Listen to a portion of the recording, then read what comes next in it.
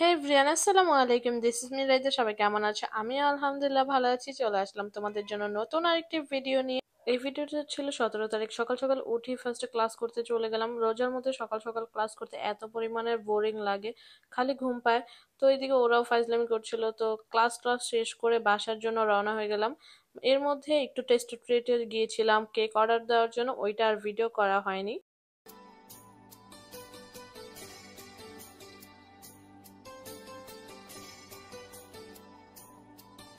বাসায় এসে সারাদিন আর কোনো ভিডিও করা হয়নি, সোজা চলে আসলাম ডাবের পুডিং এর রেসিপি নিয়ে। এখানে নিয়ে নিয়েছি একটা ডাব, এর মধ্যে দিয়ে দিচ্ছি পরিমাণ মতো চিনি, তোমরা তোমাদের মিষ্টি অনুযায়ী দিয়ে দিবে। দেন দিয়ে দিলাম আগার আগার পাউডার 2 চা চামচ। আগার আগার পাউডার দিয়ে ভালো করে মিক্স করে দেন বয়লে বসিয়ে দিব। বয়লে বসানোর পর যখন দেখবো যে বলক উঠেছে, বলক ওঠার পর আমি আর 1-2 মিনিট নাড়াচাড়া করে দেন একটা পাত্রে নামিয়ে নিব। এই তো আমারটা হয়ে গেছে। একটা পাত্রে আমি এখন সুন্দর করে ঠান্ডা হবার জন্য রেখে দিব। এই যে দেখো কি সুন্দরভাবে হয়েছে। এখন আমি ছোট ছোট করে টুকরো টুকরো করে কেটে নিব। তোমরা তোমাদের পছন্দ মতো কেটে নিবে।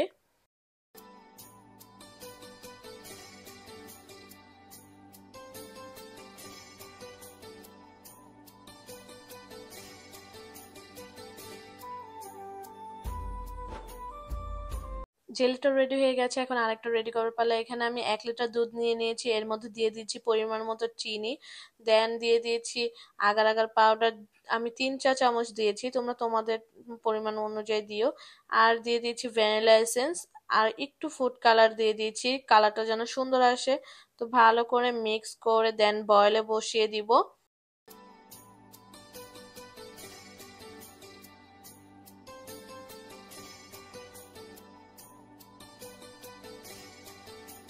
এই তো রেডি হয়ে গেছে। দুধটা বলক ওঠার পর আমি 5-6 মিনিট জাল করে নিয়েছি। একটা পাত্রে আগে জেলিগুলো দিয়ে দেন দুধটা ছেঁকে নিচ্ছি, কারণ যেন উপরে ফেনা জমে না থাকে, এভাবে খুব সুন্দরভাবে হয়।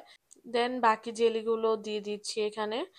এই তো পুরোটা দেওয়া হয়ে গেছে, এখন সুন্দর করে ঢেকে রেখে দিব জমার জন্য। এই তো ফাইনালি আমার পুডিংটা রেডি হয়ে গেছে। খুব সুন্দরভাবে জমেছে আর খুব সুন্দর হয়েছে খেতেও, আলহামদুলিল্লাহ খুবই মজার ছিল।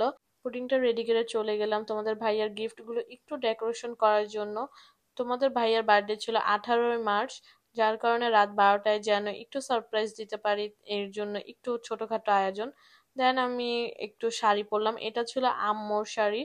এই তো ফাইনালি আমিও রেডি হয়ে গেলাম। এই শাড়িটা আমি আজকেই পরেছি, এর আগে কখনো পরিনি। তারপর ঠিক 12টা বাজে তোমাদের ভাইয়াকে উইশ করলাম। আসলে ও ভাবতে পারেনি ওকে এইভাবে সারপ্রাইজ করবো।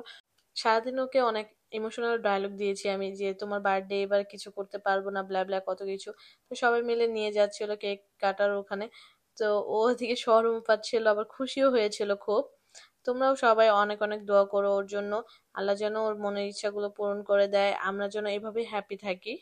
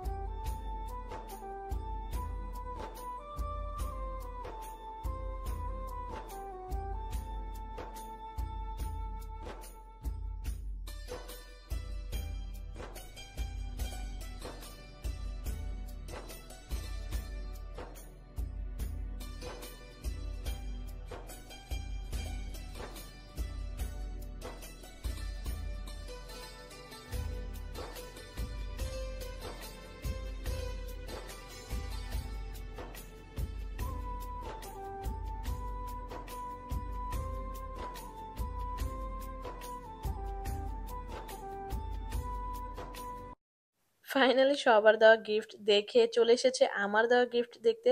ও তো খুবই খুশি হয়েছে, আলহামদুলিল্লাহ প্রত্যেকটা জিনিসই পছন্দ করেছে।